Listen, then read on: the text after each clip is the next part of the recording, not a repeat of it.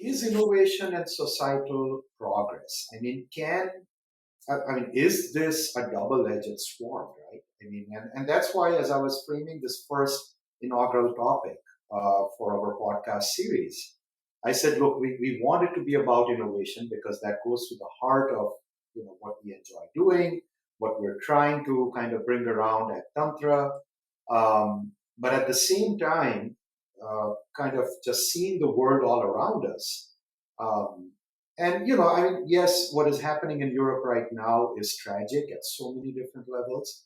But, frankly, in the last 50 years, I mean, this is not the first time we've seen this. On the contrary, I would argue that we're seeing too much of it.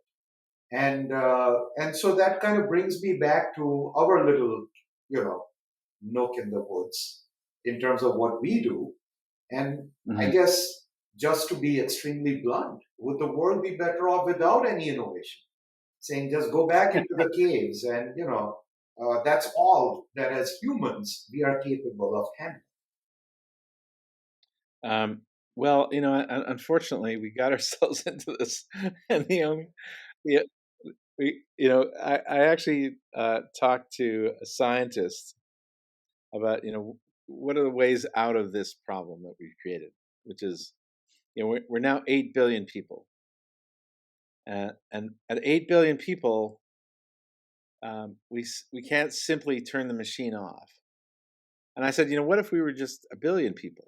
And he said, well, if you took 6 or 7 billion people, out of the off the planet, if you killed them, basically, this is going to sound terrible, but if you killed 6 or 7 billion people, Let's say they it would be magically disappear. Let's put it that way.